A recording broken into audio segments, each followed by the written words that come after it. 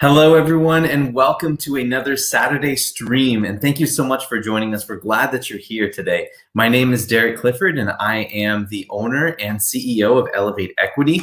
And today we have a very good topic, which is applicable in these days, which is property management.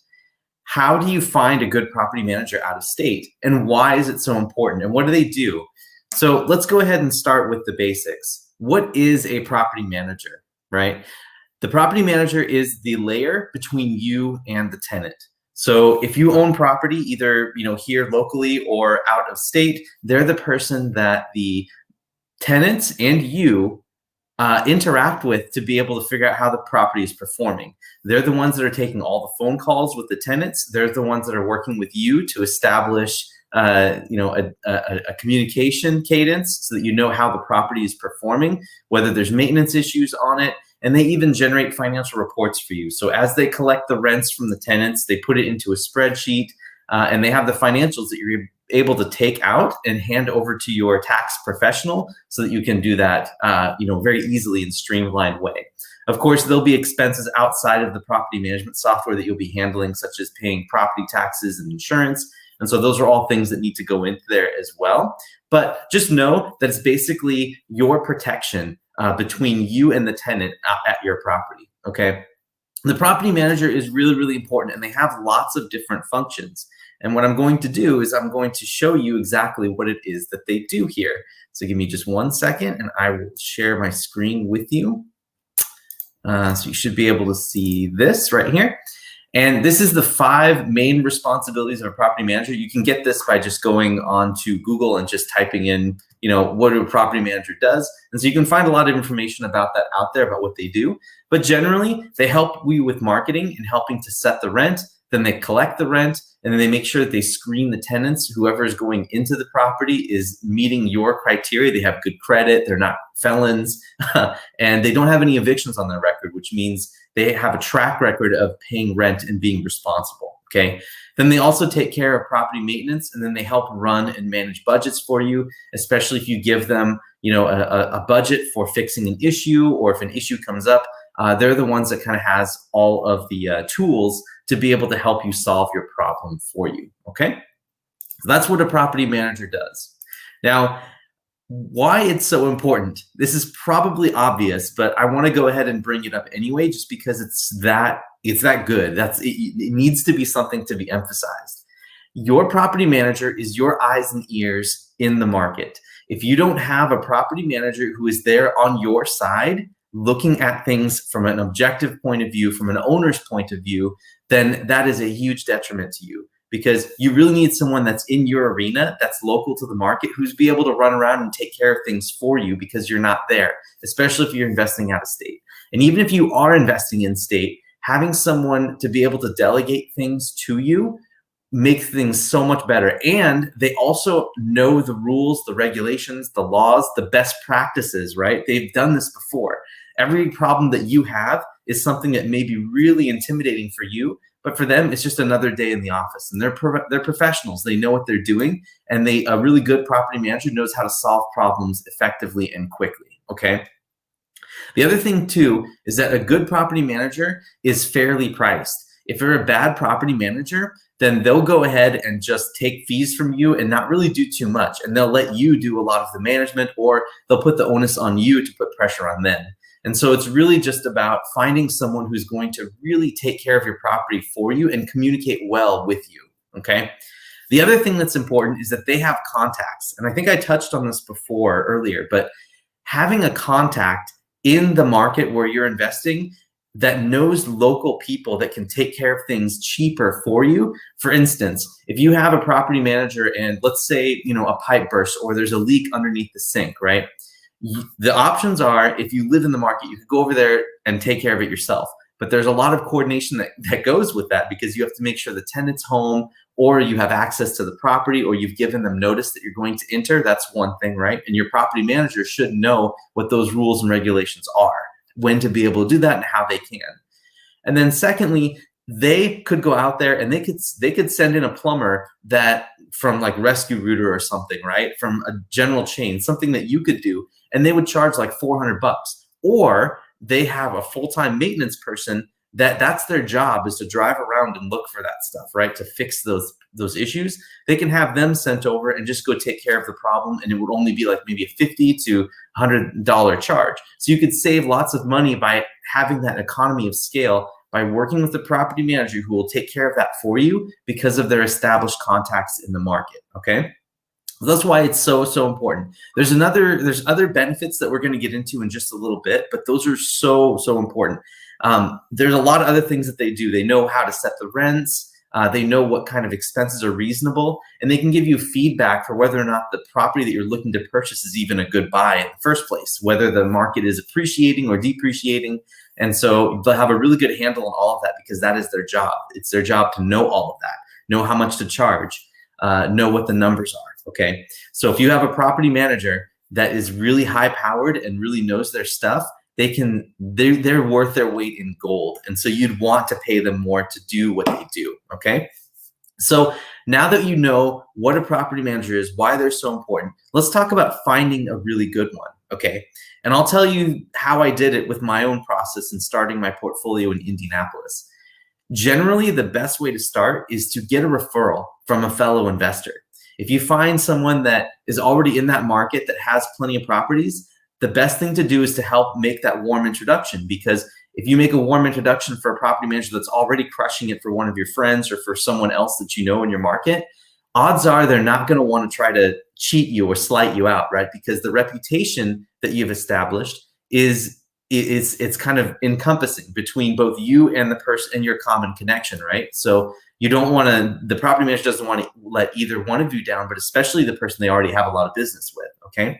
So that's what I would do, is get into your referrals and look for fellow investors, or even jump into bigger pockets and see if that property manager is active there, and you can see how they communicate with people when they're trying to attract business, right? When they're trying to be at their best foot forward, so to speak, right? The next thing you can do to find a good property manager is to call up property managers, right, in the market. Tell them that you're an owner, that you're looking to own property, or that maybe you already own some. You have some cash and you're looking to get started. Ask them questions. Some of the questions that are my favorites, you can just Google this, right? And you can find a bunch of them. But my favorites are asking them for how many doors they have and how many staff members they have to run the doors.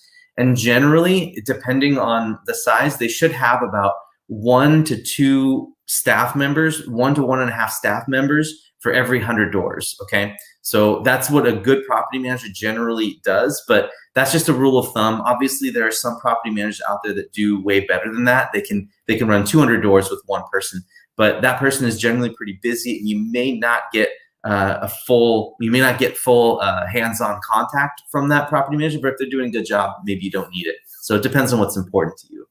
The next question is, are they investors themselves?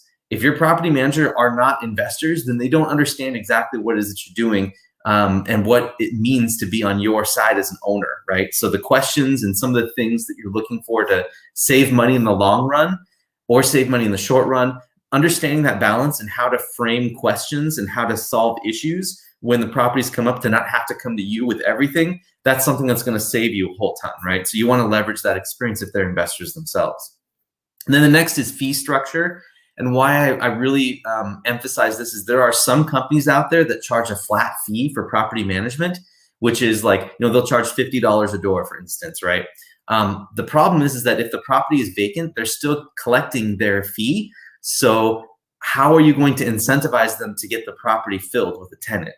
Most property managers, what they'll do is they will only collect a fee when the property is rented and collecting income.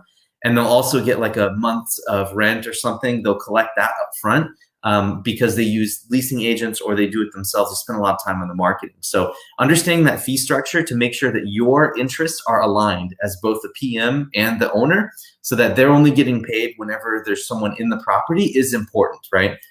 So I would just make sure that you look at that and see where the incentive is.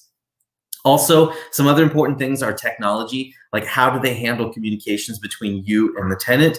Do they use a portal? And if they do use a portal, what portal do they use? And then what is their screening criteria? How do they really filter out the bad tenants and the bad apples? Those are really important things to understand, right? Then what do they like? How do they like to communicate? Do they like email? Do they like phone? And then do you have visibility to maintenance requests and fees as they're happening real time? Those are things that I found to be pretty useful. And so you can start with those questions, and there's a lot of them online that you can Google, and you can just do that. But those are the ones that I found hit on a lot of the things that I would look at, and will help give you an idea as to whether or not this is a good property manager or a good fit, okay? The next step to finding a good property manager after asking all those questions and getting referrals from your network is to call into the maintenance line yourself. Go look at the reviews online, pretend that you're a tenant, pretend that you're that you have an issue with one of these things, right? And just call in and see what happens, right? See how responsive they are, and just pretend to see how that goes. Same thing goes with your new resident, right? Pretend that you're a new resident that you want to call and you want to lease up a property, you want to move into a certain one of their units, even though you're actually an owner. It would be a great way to do some reconnaissance, or have your spouse or someone else do that for you with you listening on the line, okay?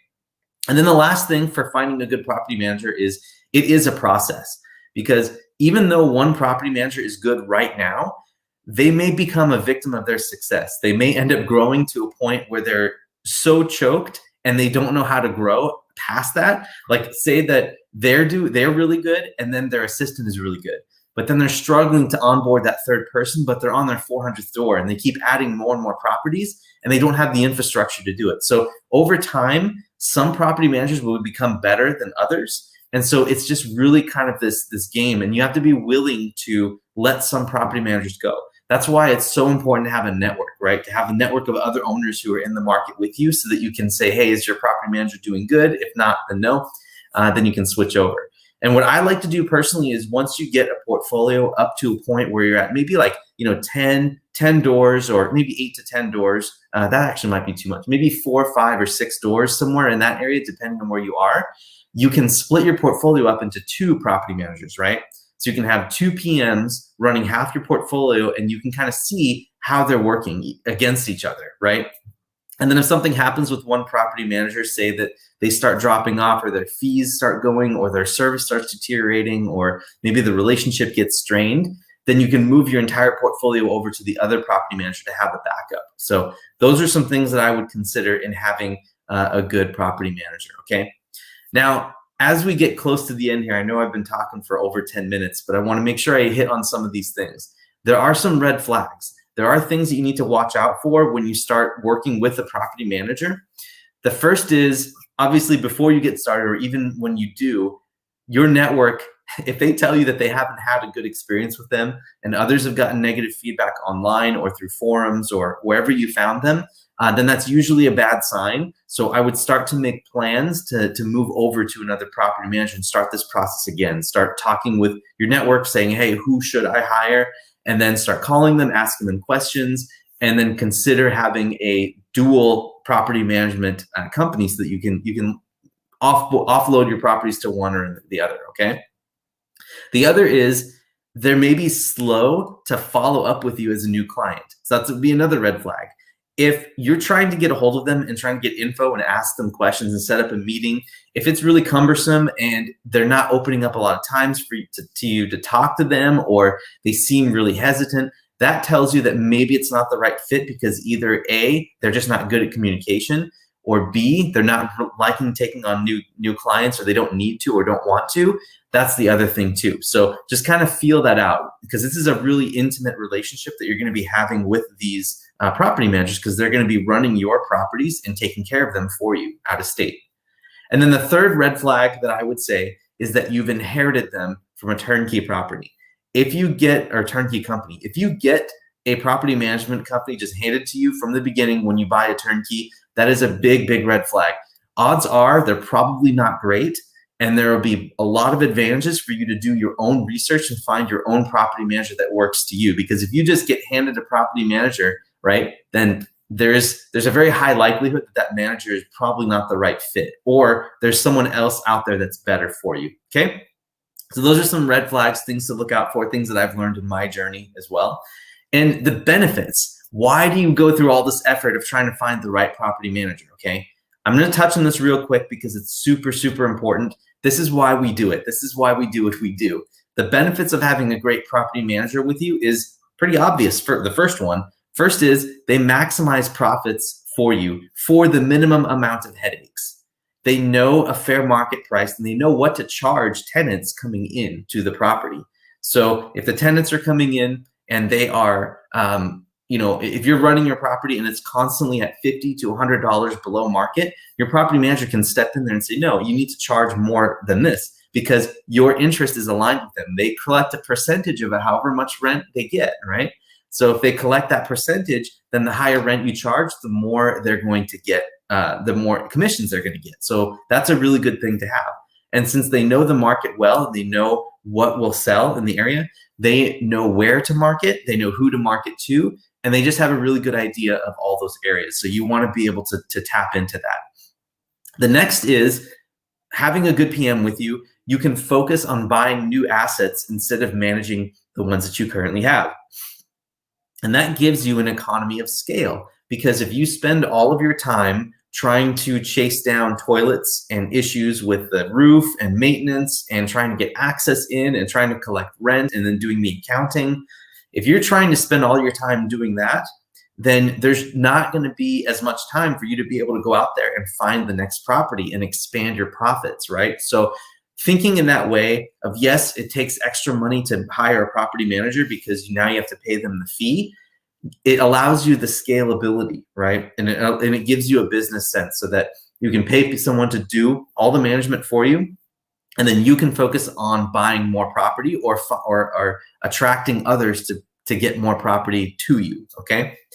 And then the third thing that may not be so obvious to a lot of you newer folks out there is that when you work with a good property manager, they have other owners that they work with. So if you have an issue with your property and you just want to liquidate really quickly, all they have to do is take your property and put it out to all the other owners that already have management with the same company, right? And then that way you're able to either sell property quickly. And on the other hand, if you're in with a good company, good property management company, and another owner wants to sell for another reason, say there's a death in the family, a divorce, someone's going into default, or there's some sort of extenuating circumstances, then your property manager, you can buy a property from them and they have the history because they've been running the property for months or years before the seller or the previous owner needs to sell. So that's great to have all that information.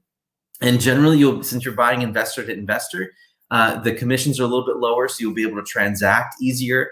And it's just a good way to pick up some off-market properties for sure. So there it is, you guys. That's the importance of property management out of state, why you need to have one.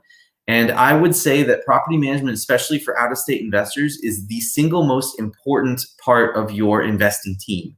Without having a good property manager, like I said in the show notes in the description here, I would much rather have an awesome property manager on a mediocre property than the other way around. Because pretty soon, if it gets mismanaged, your tenants will start feeling unappreciated and they'll start not taking care of the property as much as they could.